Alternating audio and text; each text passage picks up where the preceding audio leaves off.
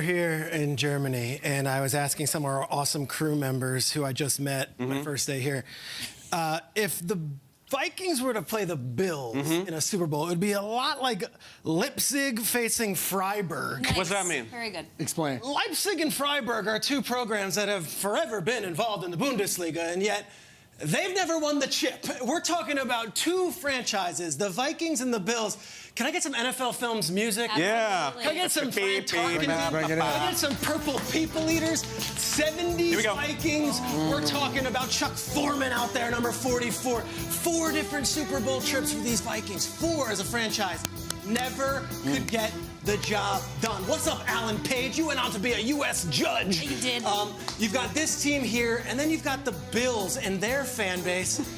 You're talking about 4 straight Super Bowls. 4 straight. You know, I talk with Sean Payton on the weekends for my Fox gig, and I said to Payton, I said, it's amazing that the Cowboys won 3 in 4 years. He goes, how about the fact that the Bills went back to 4 straight Super Bowls? You're talking about 2 fan bases who are so hungry, so starved for that Lombardi, that if this was the Super Bowl, Vikings, Bills, I think fan bases of the other 30 franchises would be like, you know what? Okay. Good. I like it. Those fans deserve it. it. They've been through a lot. To me, this is all about Leipzig, it's all about Freiburg, and it's all about the Bills and Vikings fans. I would be here for it. I would sign right now, and both teams are playing that good. I love that. There's so much to unpack for you from what you just said. Bjorn Werner was in the show with us yesterday. He was incredible.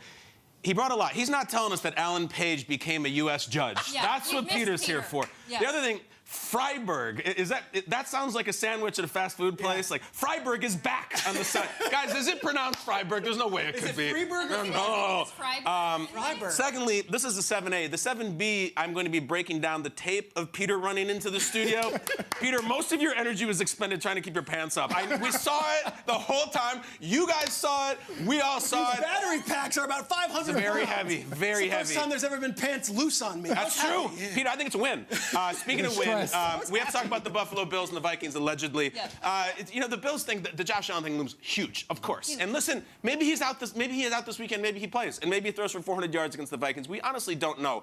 I will say this, if it's the worst case scenario and he has to miss time, then we're going into Case Keenum mode, and we get the Case Keenum Vikings game that's really fun. I would just say this, I think the Bills' stakes lie here. Peter, you said this early in the year. I don't think that they're losing at that stadium. I mean, all season. Like, I don't think they're losing a playoff game in Buffalo. And the facts bear this out. Do you know during the Josh Allen regime, he's played 6 playoff games. 3-0 at home, 0-3 on the road. Oh, that's it. It's just nice and even. So I honestly believe if the Bills get home field advantage, I think it's a wrap. I think they're going to the Super Bowl. If they don't, it's all up in the air. As far as the Vikings, like, we can't get this far into a Vikings conversation without saying the word Eagles. We have to say Eagles, because first of all, they have to lose a game, and it's a fascinating commentary on Kirk Cousins that he's always has the yeah but, whether it be the playoffs or the prime time, the Monday Night Football. He has an in-season yeah but now, and it's yeah but the Eagles game. Yeah but those guys killed you.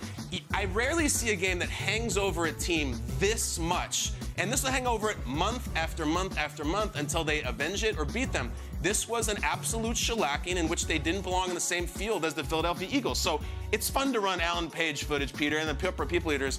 I'm looking at the green-purple leaders right there. They destroyed them. Yeah. So Philadelphia, we hear you, we see you. Vikings, Bills, fun Super Bowl. The Eagles got to lose a game first. Yeah, very true. I'm here for it. You said each team went to 4 Super Bowls, never won one. Just throwing it out there. I've been to 1 Super Bowl. I'm a Super Bowl champ. Went once, won once. That's perfect. So maybe those organizations need me there. I don't know. Jason, what are you saying? You're on the show. You're right. We're winning Not Super Bowls. unretire That's the on plan. us. Yeah. You got a leopard collar on. You're talking about going back to play? What? What is that? Play.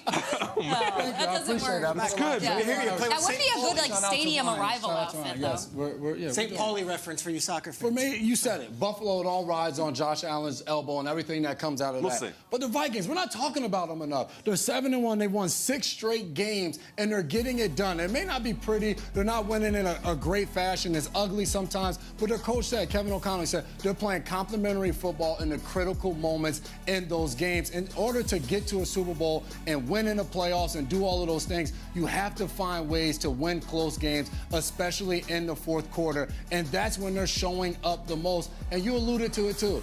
That game versus the Eagles, it sticks out in our minds because that's when they played a really good football team, the best team in the NFC, someone they may have to defeat to get to the Super Bowl. But for the Vikings, their next 4 opponents is going to tell us everything we need to know about them. They play Buffalo next, which we already mentioned. Cowboys after that, Patriots, and then the Jets. If they can go through those 4-game gauntlet and have good games, maybe go 3-1, something in that fashion, versus those 4 teams, we may be looking at each other like, hey, the Vikings are for real. I don't know. They can do it. What if they beat the Case Keenum Bills? And it's like, yeah, but no, and they beat that, and the Dallas, and those. I still don't know if we'll know. Case Keenum Bills still has the #1 defense. I know. No, Bills are good. How is it possible that we are mentioning Case Keenum right now? And like when I think Vikings and I think about them going to a Super Bowl as of late, Case Keenum comes up in my mind. It's because of the Eagles, and it's because they went to Philadelphia in 2018, in January 18, and there was so much, there was the snowball effect because it would have been the first team to play a home Super Bowl because if the Vikings had beaten Philadelphia in that game, they would have gone on to Minnesota and played the Super Bowl. What'd they do? 38-7. This is not it was so bad. I was doing pregame hits for CBS that day, and I was wearing the underdog mask. Remember, they were sold out. We had to find one.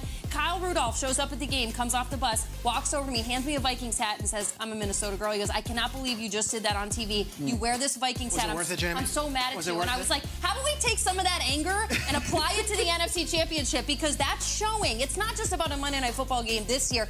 This Eagles at home for the Vikings have been such a problem the last couple of years. So this could be cool. Like, great, rah-rah, Bills, Vikings. But, like, Vikings got to take care of business against Philadelphia because right now they're just the angrier team. Is there anything they can do? Because that was week 2. No. Is there anything they can do to get the stench of that game out of our mouth? Like, they can go 16 and 1. It's not good enough. I think it's Jason's Stacking point. wins. Stomp on the next couple teams because the next couple teams they have are really good. Like Bills, Cowboys. Especially in the NFC. If they beat the Cowboys 33-20, I'm like, oh man, that's pretty impressive win. So there is something they can do. I actually want to give our show a little